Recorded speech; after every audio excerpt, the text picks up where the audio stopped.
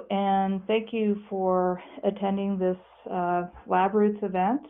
The title of my presentation is Sample Workflow Optimization with focus on sample preparation and prevention of contamination.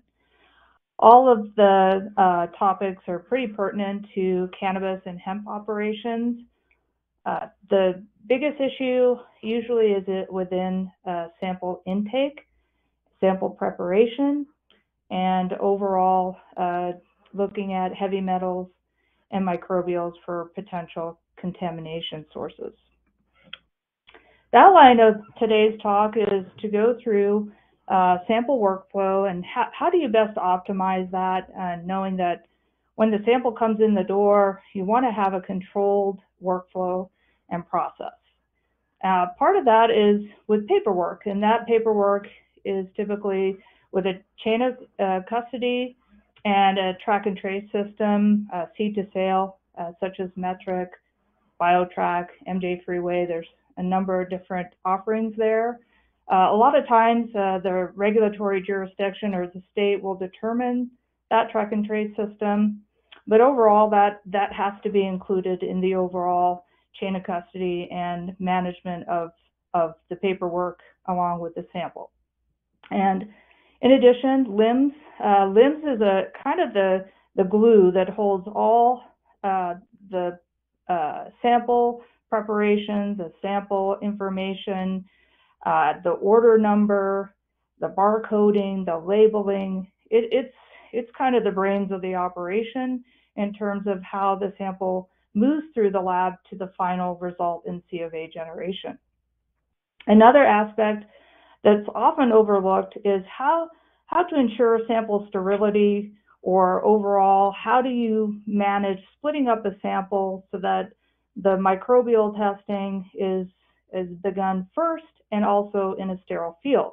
That's usually done with a laminar flow hood, a BSC cabinet, or something similar, so that sterility can be maintained throughout the microbial testing. As well as with heavy metals. Heavy metals usually is very prone to contamination, and therefore doing that sample splitting step is really important. And sample preparation, there's a variety of different ways to prepare samples for extraction and final analysis. A lot of that is based on your throughput, what your goals are as a laboratory, but mainly ball mills. They're very popular. You can end up to 16 samples in one run, so that could help with throughput. So there's some benefits there. There's blade grinders, and I'll touch a little bit on cryogenics. And then any special considerations, and what I've seen in some testing labs is the proneness to having contamination. Contamination can stop your testing altogether until you figure out and investigate what is causing that contamination. And so I'll put some ideas out there on that topic. I'm not going to go much into sampling. Sampling is very critical. It starts the entire process in how the sample is representative of a batch or what you're picking up from a harvest, for example. There are many guidelines on the internet for this. USDA put out a guidance document in 2021. Colorado has a very mature program. They've published SOPs on sampling, how best to accomplish that. They've also, within the last year, I've included a video link for sampling. Very good information. It's about 50 minutes long. It has a lot of useful techniques. As well, you want to make sure that you have a good statistical sampling plan or SOP.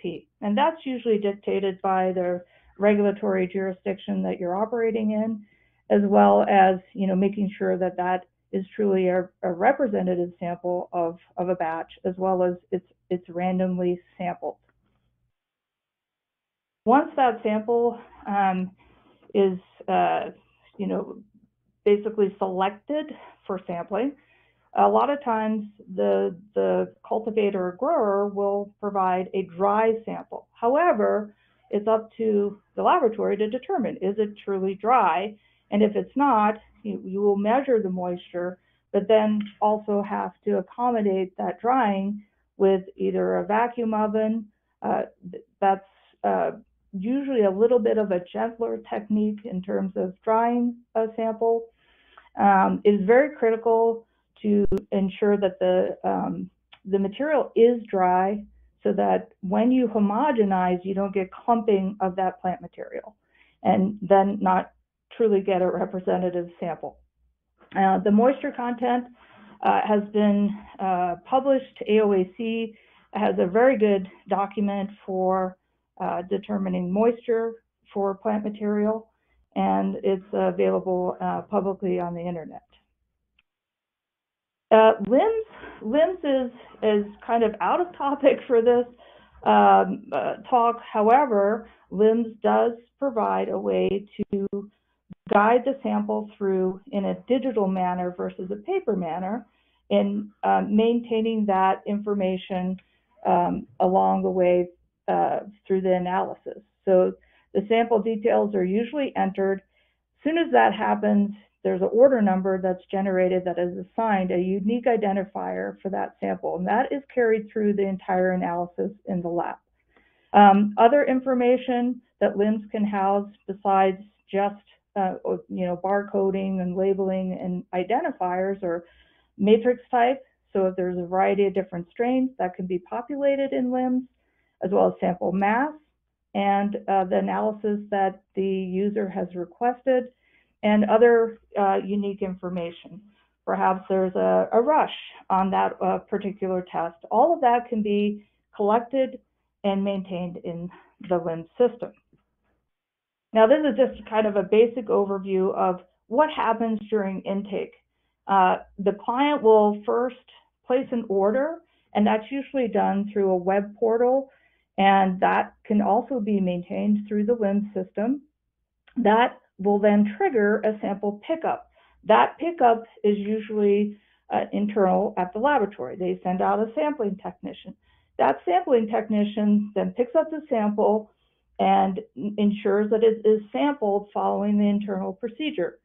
That information is then documented on a chain of custody. That chain of custody has the client information, what samples were picked up, what testing has been ordered, and the time frame or the turnaround that the customer is expecting. So basic information, as well as the laboratory information, where the location is, the name of the lab, and any sort of licensing information. That then transfers to the lab. It's kind of a redundant step, but that chain of custody and the manifest that is associated with shipping or transferring that sample from a cultivator to the laboratory via metric is called metric manifest. That's usually attached to the COC. Then that ends up going into the metric and as well as into the LIMS system. That lab technician is basically taking control of that sample at the laboratory. The sample then is begun as part of the intake. The masses are entered based on the weights, and then that unique identifier or barcode is then attached to that sample. The lab techs will then receive the sample and then batch it for analysis.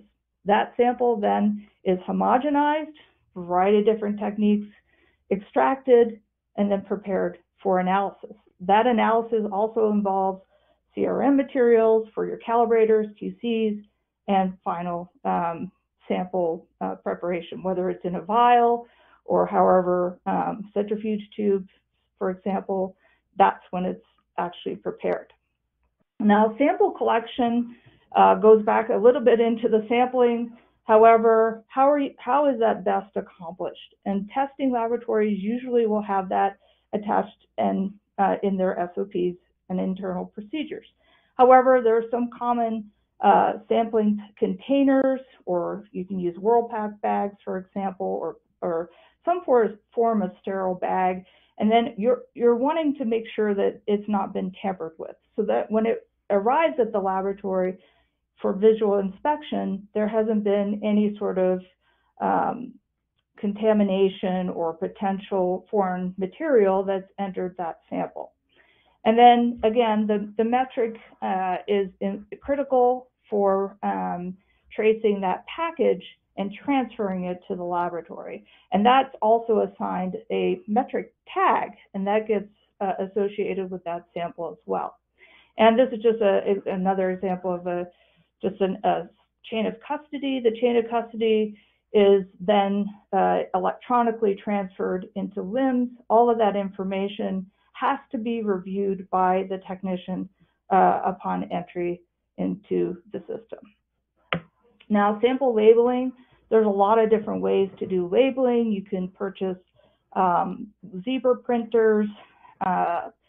There's barcoding and sample tracking information that gets attached to that label. Barcoding can be either a QR code or a linear code, like a 128 code, that can actually transfer to all the containers that are used to process that sample. So part of the sample intake, once it's been labeled and processed, is basically to ensure that there's a sterile field upon splitting of that sample to go to the various tests. This is often an overlooked procedure. Some regulatory jurisdictions actually require this to happen. So it is a good practice, knowing that microbials are so prone to contamination that you're doing it in a sterile environment when you actually prepare the sample. After the weights are made, then the sample preparation can begin. And usually microbials is the first step in this process because it's a long process. It can be multi-day, particularly if it's a plating technique, which can be incubated up to 3 days. And again, part of that sample splitting, there is a retain or reserve sample. So if there's any sort of retest or question in those results, those retains have to be stored somewhere. So not thinking about storage can end up being kind of disastrous, because then the samples can accumulate and get all kind of integrated into the workflow. So having either a walk-in refrigeration, depending on your volume. This was just like probably a very large storage system you can buy from Uline for if you have the ability to store it at room temperature. Some states require refrigeration, and just making sure you have that capacity in mind, because those retain periods can be very long. Some are 45 days. For example, here in Colorado, it's 90 days for pesticide samples. It's 7 days in other jurisdictions, such as Ohio. So having that in mind, knowing that you can turn over and waste that sample quickly is really important, but you have to also know that there is retain potential at your laboratory. And segueing into the actual sample preparation, how best to choose the technology that will work best. And there's a variety of different technologies, whether you use a blade grinder, a blender, a ball mill, a coffee grinder. It all depends on what your throughput is and how large your sample sizes are. If you have a large sample size, say up to 100 grams, then you need a system that is fairly flexible and can handle that mass of material. However, if you know that you can do 1 to 2 grams of sample, then perhaps a ball mill is a more appropriate choice. The nice thing about the ball mills, whether it's the Omni or Specs Geno grinder, is that they can process samples in centrifuge tubes, usually a 50 mil size. You add in 2 stainless steel balls, and that proceeds to basically add to the ball mill and process that sample. That sample then becomes pulverized, and then it assures that you have a relatively small particle size. However, some labs prefer coffee grinders. Coffee grinders are relatively inexpensive, but you have to consider the cleaning. If you process in a centrifuge tube, it can process fairly rapidly and it stays in that same tube throughout the process. That definitely helps to keep the contamination issue at bay.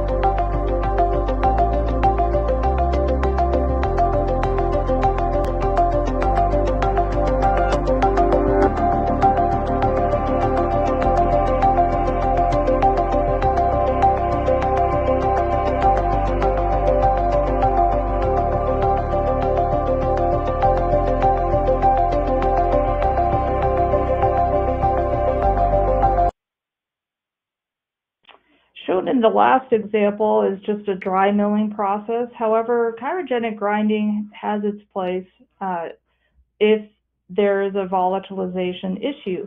For example, terpenes and pesticides are prone to be volatile and or degrade at higher temperatures. So chirogenics has been around for other food commodities. There's a variety of different techniques. You can pour the liquid nitrogen directly into a container, and I'll show a video example of that. You can also pre-freeze in a -80 freezer the material to achieve embrittlement of the material. In addition, you can basically immerse it into a mortar and pestle and then basically pulverize the material. There's some benefits to doing it in a more controlled manner where you have a continuous flow of liquid nitrogen into what they call a freezer mill. That ensures that the entire sample is immersed in a specialized sample container. And there's also an ability to add directly to certain grinding apparatus, such as a basic container that can accommodate up to 4 liters, depending on if you buy a commercial type grinder or restaurant quality grinder, such as a RoboCoupe. And this is an example of how it's immersed. This is a P11 Furch grinder. This holds up to 1.6 liters, so you can do up to 100 grams of.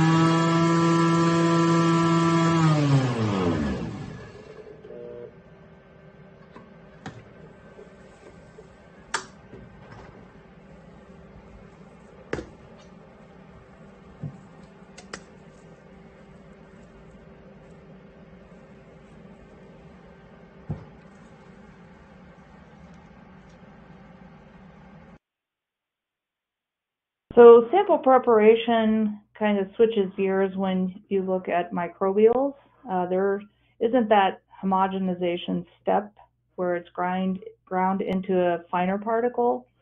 That ends up causing more problems with release of, for example, aspergillus. So another technique where you place the material into a Whirlpac bag with a filter and you put the actual plant material on one side and then the diluent on the other, and you gently kind of macerate or paddle. At first I was like, stomacher, what's that? And so it actually does work, and it simulates your stomach, and that's why it's called a stomacher. And that actually basically macerates that material so that it gently releases what potential contaminants could be in that plant material.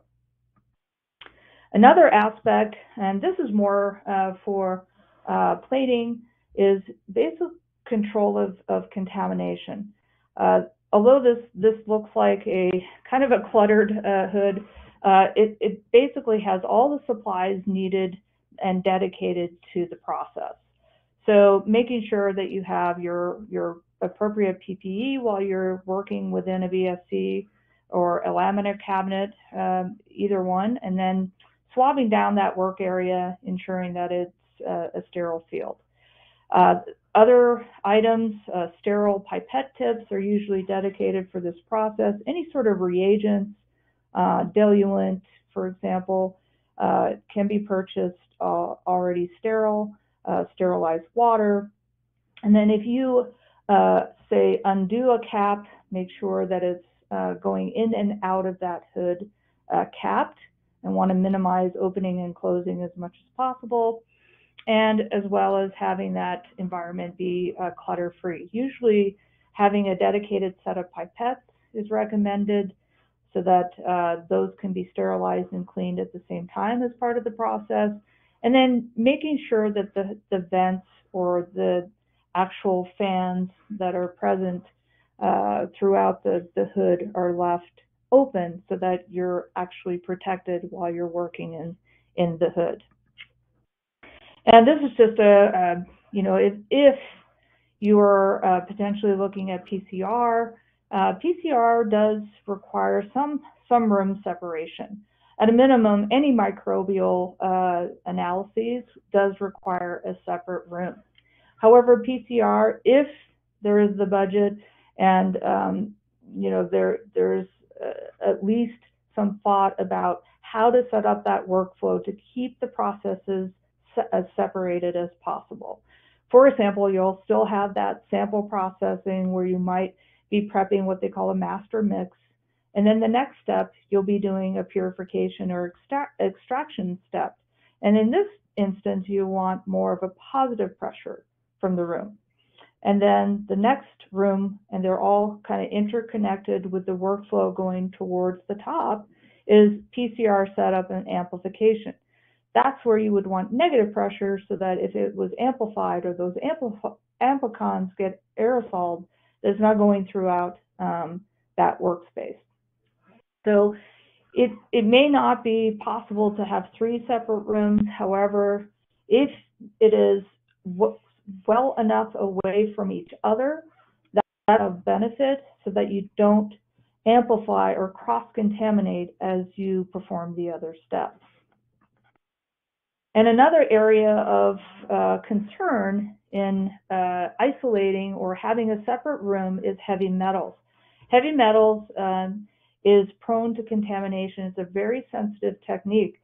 And if you know anything about the world around us is surrounded by metals or metals in the air in general. So controlling that environment is very critical and making sure that it remains fairly contaminant free. And recently, with the quality of drywall that has mercury, so knowing the sources of your building materials, if you're doing some construction, for example, if you have any sort of drop ceiling, there could be particulates from that. Trying to minimize the amount of particulates and potentially generating particulates on surfaces will allow a little bit cleaner environment. The clean room standard is not necessary as long as it's controlled and that there is dedicated ventilation in that space. Another concern is the use of glassware. Quartz is usually preferred over borosilicate as well as metallic utensils. Probably want to at least test the ability for the use of metallic items. Best to probably just avoid them altogether.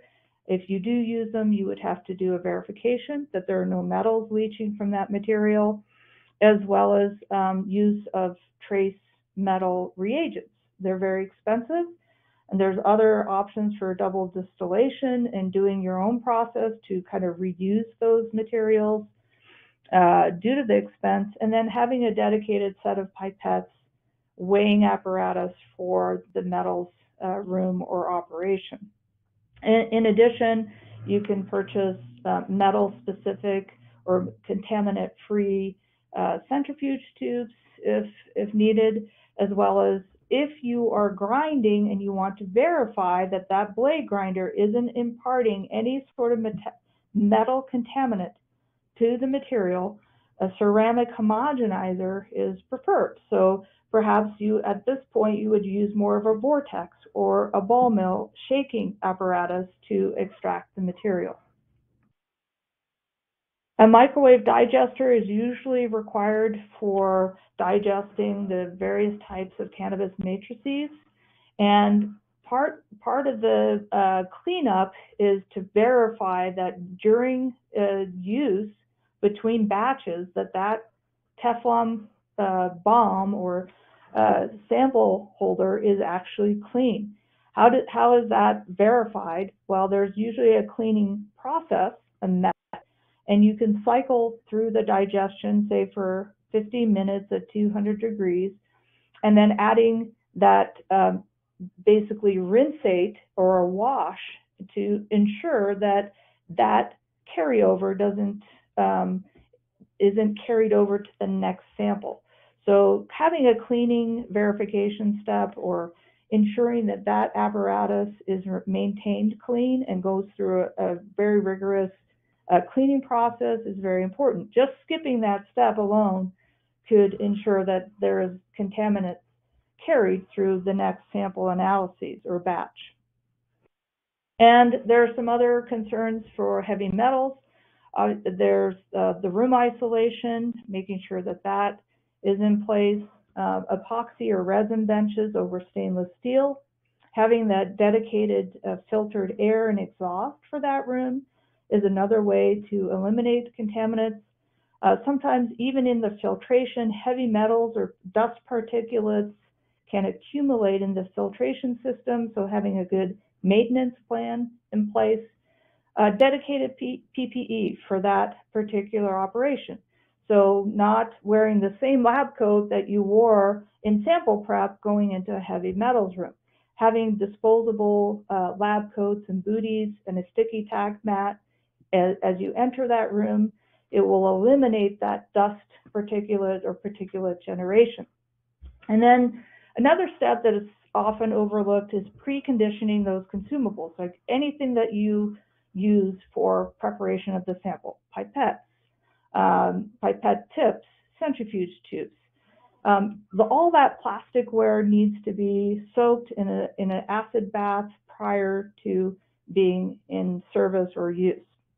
And glassware, probably best is to eliminate it altogether. It can be a source of contamination, but however, quartz has been shown to be a little bit less of a concern in terms of trace elements. There are a variety of different materials, the high density and low density polyethylene, polypropylene, PTFE, all of them have their pros and cons. PTFE or Teflon is very popular. It's very chemically resistant and has the lowest amount of trace elements. But all of that also has to be verified, either through a C of A or tested internally to ensure that there isn't leaching of heavy metals from that material. And use of high-grade water for all your cleaning and sample preparation, and trace metal grade reagents. Trying to use ACS grade is probably not going to be a good option. Although it's cheaper, it does carry more heavy metal contaminants. So in summary, sample intake takes into account many of the testing process. So from sampling at a facility, bringing the sample into the facility, and then starting the actual analysis. And how that is done and split between those different tests, maintaining a sterile field, is critical. So that is definitely something to consider. As well, LIMS actually ties all that sample information together.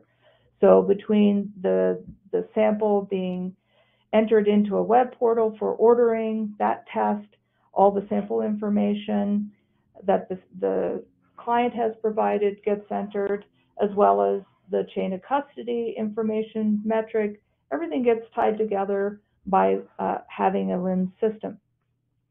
Sample preparation, it will be dependent on your actual operation. So whether you have 100 samples a day or 100 samples a week will probably define what technology works best. Ball mills, blade grinders, they all accomplish the same thing, reduction in particle size. However, how best to make them work for your operation will be highly dependent on your sample throughput and the size of your samples. How to address contamination up front is usually in the building design. If that building design does not accommodate two separate rooms or operations for your microbials and heavy metals, it can be problematic and cause issues in terms of contamination and or workflow down the road. So having that kind of upfront might eliminate some of those issues. And then heavy metals and microbials are mentioned here. Obviously, potency and pesticides and terpenes can be prone to contamination through other workflow processes.